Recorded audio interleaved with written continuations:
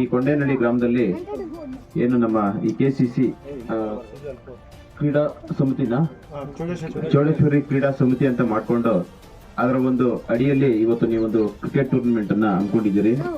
ನಿಜವಾಗ್ಲೂ ಸಂತೋಷ. ನಾನು ಆಕ್ಚುಲಿ ಏನ್ ಅನ್ಕೊಂಡಿದ್ದೆ ಅಂತಂದ್ರೆ ಯಾವ್ದು ಎಲ್ಲ ಬೇರೆ ವಿಲೇಜರ್ಸ್ ಎಲ್ಲ ಸೇರಿ ಟೂರ್ನಮೆಂಟ್ ಅನ್ಕೊಂಡಿದ್ದೆ.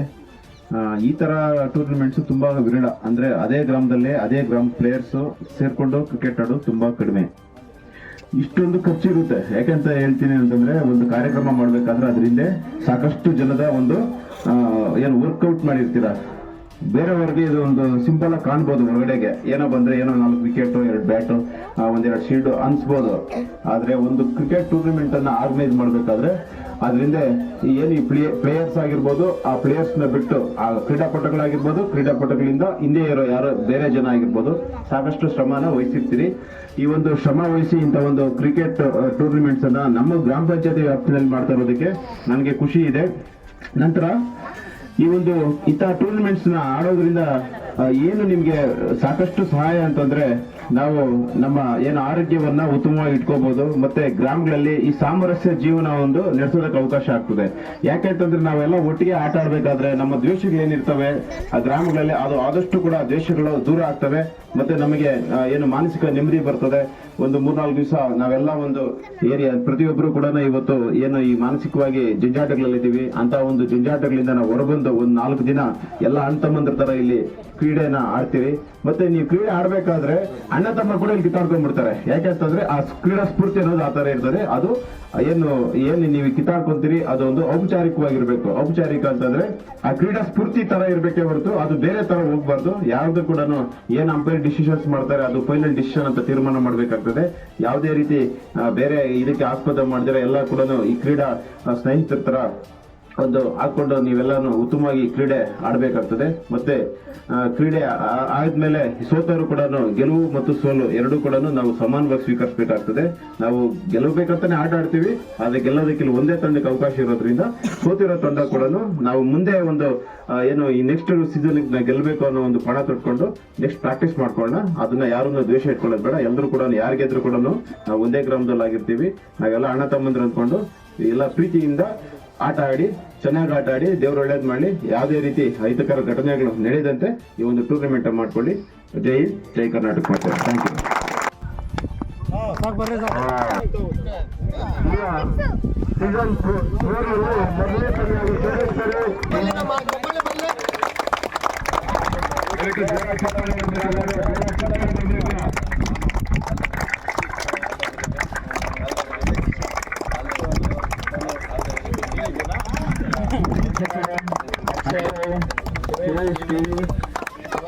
ಚಪ್ಪಾಳೆ ಬರಲ್ಲ, ಚಪ್ಪಾಳೆ ಬರಲ್ಲ.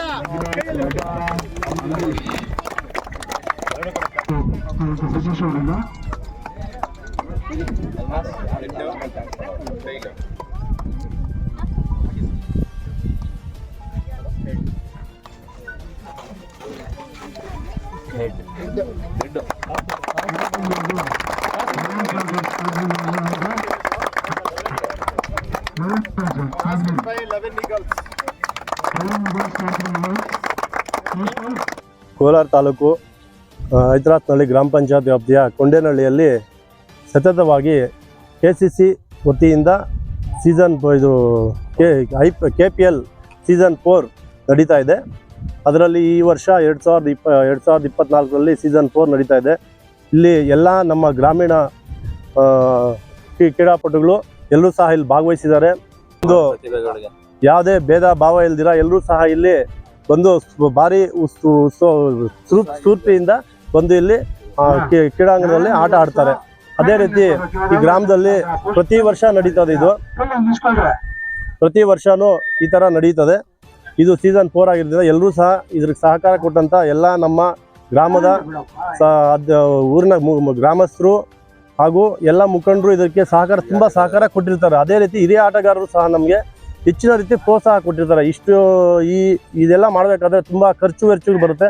ಅದೆಲ್ಲವನ್ನು ನಮ್ಮ ಗ್ರಾಮ ಪಂಚಾಯತಿಯ ಅಧ್ಯಕ್ಷರು ಮತ್ತು ಉಪಾಧ್ಯಕ್ಷರು ಹಾಗೆ ನಾವು ಊರಿನ ಗ್ರಾಮಸ್ಥರು ಎಲ್ಲರೂ ಸಹ ಇದಕ್ಕೆ ತುಂಬ ಅನುಕೂಲ ಮಾಡಿಕೊಟ್ಟು ಪ್ರತಿ ವರ್ಷ ಇನ್ನು ಮುಂದೆ ಈ ಥರನೇ ನಡ್ಕೊಂಡು ಹೋಗ್ಬೇಕಂತ ತಮ್ಮಲ್ಲಿ ಎಲ್ಲರಲ್ಲಿ ಮನವಿ ಮಾಡ್ಕೊತಾ ಇದ್ದಾರೆ.